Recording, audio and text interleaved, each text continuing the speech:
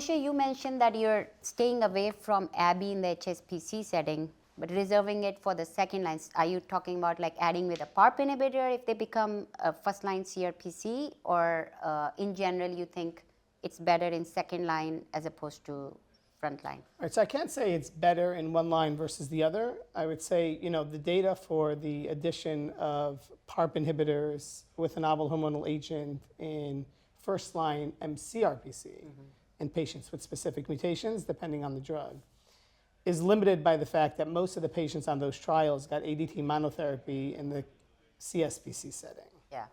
So it's very rare to see those patients anymore.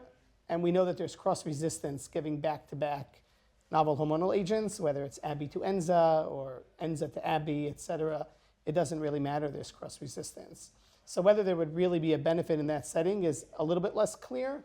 So I haven't been giving a lot of PARP inhibitors with novel hormonal agents for patients who meet those specific mutational requirements, just because most of those patients were not mirrored in the clinical trial, because in the clinical trial they had ADT monotherapy in castration-sensitive disease. It's going to get really complicated very soon, because we saw data for, I believe it's the Amplitude study, which is randomizing patients in the CSPC setting, ADT plus ABI versus ADT plus ABI plus niraparib, which is another PARP inhibitor. And there's data for RPFS benefit, especially in BRCA patients. There's a trend towards OS. So I think it's going to get tricky in this discussion that we're having now. I'm hoping we get to a point where, PSMA addition you had mentioned, I think, and hope we get to a point where patients who have rapidly positive PSMA PET scans will get lutetium plus a novel hormonal agent plus ADT. Patients who have a PTEN inactivation will get novel hormonal agent plus ADT plus chemo. Patients who have PIK3C or other pathways will get other options. Patients with BRCA will get ABI plus a PARP. So we're getting to that, but until we find those absolute biomarkers and those absolute survival benefits, we're stuck teasing out nuances between trials. Yeah, so I think clear guideline basically, right? So we'll get there. Yeah, but do you think like if you start with a PARP inhibitor, then you go to ABI, prednisone, and progression, could you go back to a PARP inhibitor? Do you think that the mechanism of action could, You have to use them both together. Well, but because the next question is sequencing. How do you sequence? So. For me, before I re-challenge with any specific therapy, I want to make sure that I've exhausted all the other mechanisms. So I tell the fellows that there's 4 main buckets of therapy. There's the novel hormonal agents, there's the chemotherapy bucket, there's the prostate-specific bucket with radium, lutetium, and then there's the genomic bucket.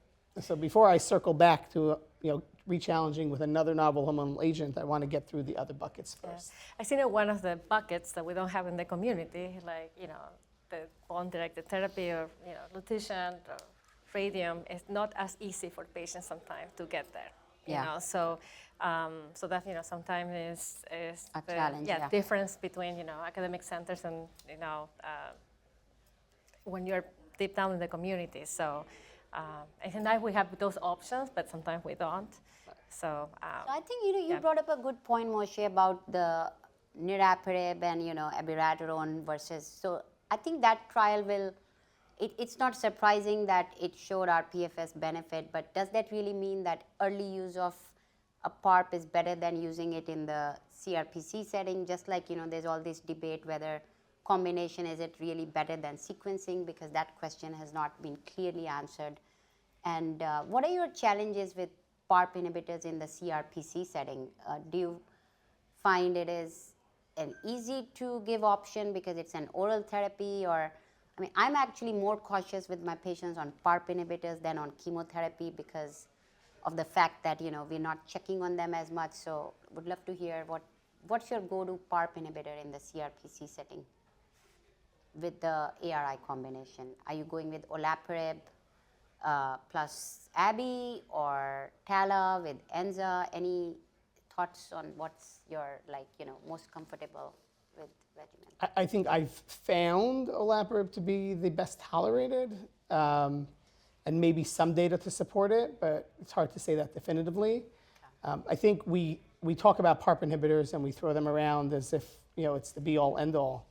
The reality is the number of these mutations that we see in clinic, at least in my clinic, is much lower than is quoted in the literature. Yeah. We quote in the literature 10 to 15%. To me, it seems more rare, especially for the BRCA ones, which is where you're going to get the bulk of the benefit. Correct. We also think, oh, it's just a pill, no big deal.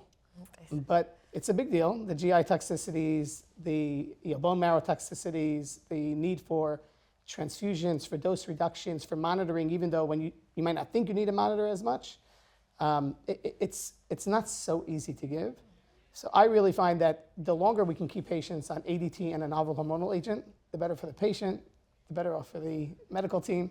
It's an easier combination to monitor as a doublet. Yeah. And I think, good point, the type of mutations, not all of them are equal. You get a BRCA, then you know you're going to get some benefit, and so the cost-benefit ratio changes to, you would want to use the PARP inhibitor in the first line. Again, not much evidence, so if someone got like an apalutamide or enzalutamide or darolutamide, I have given the niraparib ABI combination. I believe there are 2 trials, Magnitude and Propel. I've also given olaparib by itself, but again, we don't know if doing the doublet could be any better than a single. Right. Yeah. So let's assume your patient is fit, also has an MSI high, which is very rare, but I know you have a couple of patients, I have one, and can really get any therapy that there is to, presents with visceral metastases and CSPC setting, you give chemo and the ARI or abiraterone does well, now progresses, also has BRCA mutation. So what would you do first? Let's say the patient did really well for a couple of years, now has progression in the liver, would you use lutetium first or a PARP inhibitor first? Or is there something that will help you with that? They have BRCA? Yeah, I probably would target the BRCA at that point. with a doublet. Yeah. Okay. And if they are on the BRCA and they've had that response, because we know these are not very, very long durable responses, and after 9 months patient is progressing again, would you, so let me ask you this, so you'll do a BRCA, the PARP inhibitor first or cabazitaxel first? I think if there is a BRCA, I mean, a lot of the data for targeting these BRCAs are earlier in the benefit appears to be earlier in the line of therapy. But if there's a BRCA and there's progression, could it consider adding a platinum with that as well, like carbocabazi? After the BRCA, Yeah. okay. And so lutetium would be, you'll reserve that for later? Or- Probably, especially if there's visceral mets. I'll like to hear someone else. Yeah, I would love to hear. And also remember, pembrolizumab is also an I option. was going to say immunotherapy would be an option. But that I believe that's like if you've exhausted all the other options generally for that broad label, isn't it? For the If it's MSI high, I would consider using it, but after using the PARP. After the PARP. Okay. Any I think, other? again, you're going, for me, it sounds oversimplified, but it's an easy way to approach it. I really look at the buckets. And Yeah. that patient who's BRCA positive, what did they get in the front line? So if they got a triplet in the front line and they were on therapy for 18 months, I don't know that I would give them chemotherapy in the first line CRPC. I would probably, again, want them to be in a different bucket and give them BRCA-directed therapy.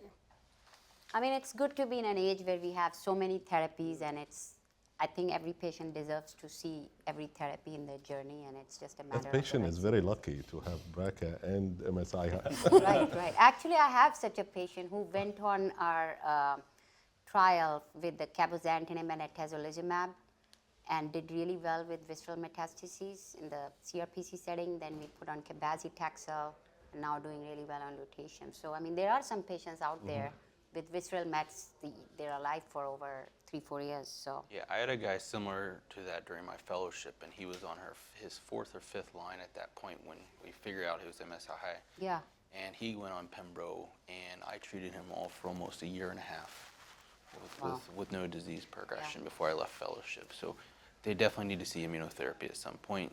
Question, where do you put it? I don't think we really know. and depends on how they tolerated the prior therapy. I think probably the more common question is a patient gets ADT and a novel hormonal agent in the metastatic CSPC setting. And let's say he's on it for 18 to 24 months and then develops metastatic CRPC. So are we giving chemo in that setting? Do we give lutetium in that setting? Like, what's the sequencing there? Yeah.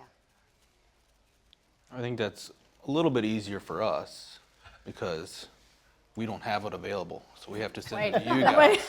So we for send it some back of to them, you. it's a 2 to 3 hour drive to get to Right. you guys, Right, so right, they may right. not want to do it. Yeah.